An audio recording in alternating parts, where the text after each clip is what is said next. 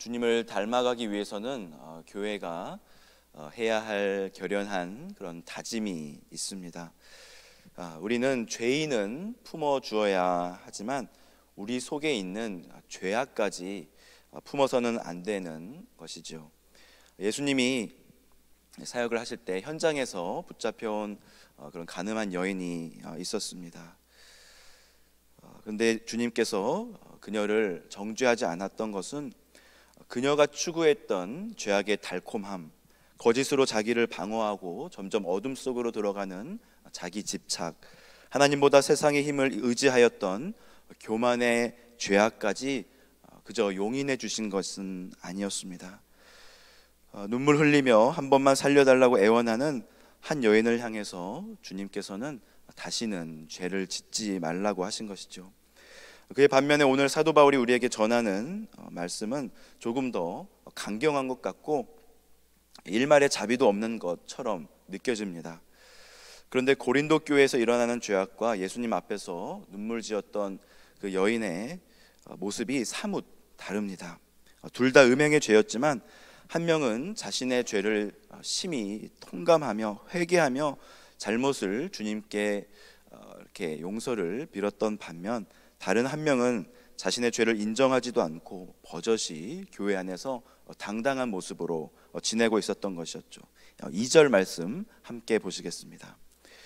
그리하고도 너희가 오히려 교만하여져서 어찌하여 통한이 여기지 아니하고 그 일 행한 자를 너희 중에서 쫓아내지 아니하였느냐. 고린도 교회의 음행에 문제가 있었다고 합니다. 그 일에 대해서 성경은 더 이상 구체적인 그런 이야기를 하고 있지는 않지만 이 정도의 큰 이슈가 덮이는 경우는 어느 정도 영향력이 있는 사람들인 경우에 종종 세상에서도 일어나기도 하고 또 교회 안에서도 일어나는 모습을 보기에 제 생각에는 아마 고린도 교회 지도자 중에 이런 음행의 문제가 있었던 것은 아니었을까 생각해 봅니다. 지도자였던 아니면 새 가족이었던 고린도 교회는 이 문제를 놓고 결연한 다짐을 하지 못하고 어영부영 그냥 이 일을 넘겨버렸습니다. 성경은 이 모습을 어떻게 기록하냐면요, 통한이 여기지 아니하였다 이렇게 기록합니다. 통한이 여기다는 것은 슬퍼하고 애통하다라는 말이고요, 이 슬픔은 죽은 자로 인하여 애통하는 그 의미까지 내포하고 있습니다. 여러분은 통한이 여기며 기도해 보신 적 있으십니까? 한 2주 전에 저에게 카톡이 하나 왔습니다. 제 남동생이 눈 수술을 한다는 그런 내용이었는데, 원래 그 한쪽 눈은 망막 파손으로 인해서 이제 볼 수 없는 상태였거든요. 그래서 눈 수술을 한다니 이게 무슨 내용인지 다시 자세히 한번 읽어보았습니다. 작년에 동생은 한국에서 두 눈을 수술하였고요. 한쪽은 이제는 볼 수는 없지만 다른 한쪽 눈으로 생활도 가능하고 잘 볼 수 있게 되었습니다.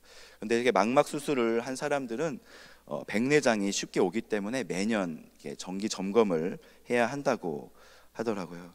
그래서 이제 백내장 검사를 하러 갔는데 그 백내장 검사를 하시는 분이 좀 망막에 문제가 있는 것 같다고 바로 그 전문의한테, 망막 전문의한테 연락을 하였고 전문의의 소견을 따라 그날 바로 그러니까 수술에 들어갔다는 내용이었습니다.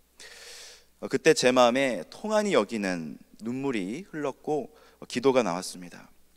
그나마 보였던 한쪽 눈마저 안 보이면 이제 평생을 장님으로 살아야 하는 것이고 이제 재수 씨하고 또 이제 막 한 달 전에 태어난 아기하고 그 조카가 얼마나 불쌍하던지 하나님께 수술이 잘 되게 해달라고 또 다시 눈을 뜨게 해달라고 그렇게 간절하게 기도를 하였습니다. 그리고 지금은 수술이 잘 되어서 지금 일도 다시 다니고 일상생활에 불편이 없다고 하니 얼마나 하나님께 감사한지 모릅니다. 그런데요, 제가 동생의 죄에 대해서는 통한이 여긴 적이 한 번도 없었던 것 같습니다. 오히려 동생이 지은 죄를 보면서도, 죄를 알면서도 그게 뭐 되순가 하고 눈 감아준 적은 있지만 그 죄를 보고 통한이 여기며 하나님께 살려달라고 기도했던 적은 없었습니다. 오늘 성경은 이것을 교만이라고 지적합니다. 다 큰 성인이 알아서 생활하는 거지 뭘 다른 사람의 죄를 가지고 통한이 여기고 할 것이 무엇인가라고 말할 수도 있습니다. 하지만 주님은 분명하게 말씀하셨습니다. 만일 내 눈이 너를 범죄하게 하거든 빼버리라. 한 눈으로 하나님의 나라에 들어가는 것이 두 눈을 가지고 지옥에 던져지는 것보다 나으니라. 여러분, 죄를 짓는 것을 가볍게 여기면, 가볍게 생각하면 안 됩니다. 저는 동생의 눈이 실명될까 봐 통한이 여겼지만 그가 죄악의 길로 걸어가는 것에는 전혀 마음에 통한이 여기지 않았습니다. 이것은 교만이고요, 이것은 저에게도 동일하게 적용이 되는 것입니다.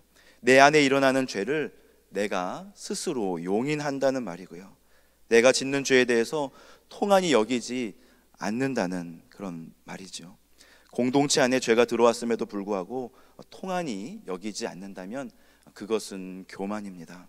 6절 말씀에 사도 바울은 너희가 자랑하는 것이 옳지 아니하다 말합니다. 6절과 7절 말씀 함께 보시겠습니다. 너희가 자랑하는 것이 옳지 아니하도다. 적은 누룩이 온 덩어리에 퍼지는 것을 알지 못하느냐. 너희는 누룩 없는 자인데 새 덩어리가 되기 위하여 묵은 누룩을 내버리라. 우리의 유월절 양 곧 그리스도께서 희생되셨느니라. 고린도 교회가 무엇을 자랑하였을까요? 그들의 관용을 자랑하지 않았을까요? 혹은 그러한 죄가 있음에도 하나가 되고 튼튼하게 서 있는 교회의 모습을 유지하는 것을 자랑하지 않았을까요? 여러분, 큰 나무는 웬만한 바람에는 넘어가지 않습니다. 도끼질 몇 번에 넘어가지 않죠. 그런데 그 안에 작은 세균과 병균이 들어와서 그 속이 썩어버리면요, 서 있는 채로 말라 죽어버릴 수도 있다는 것입니다. 죄는 우리의 영혼을 하나님과 단절시킵니다. 죄는 우리를 영적으로 죽입니다.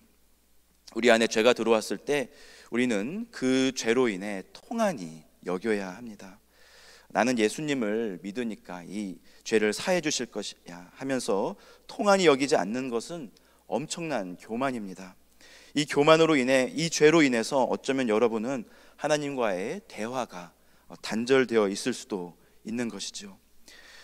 조정민 목사님이 인터뷰를 하는 짧은 영상을 본 적이 있습니다. 그때 인터뷰하시던 분이 목사님에게 이렇게 질문하시더라고요. 목사님, 성령을 받은 것을 어떻게 알 수 있습니까? 그때 목사님이 이렇게 말했습니다. 성령은 진리의 영이기 때문에 거짓과 공존할 수가 없다고요. 우리 삶 속에 거짓이 있습니까? 죄가 있음에도 불구하고 통한이 여기지 않는다면 우리는 교만한 것이고 그것은 진실된 삶이 아닙니다. 주님은 우리가 죄 가운데 있을 때 통한이 여기셨습니다. 그 눈물 때문에 주님은 이 세상에 오셨습니다.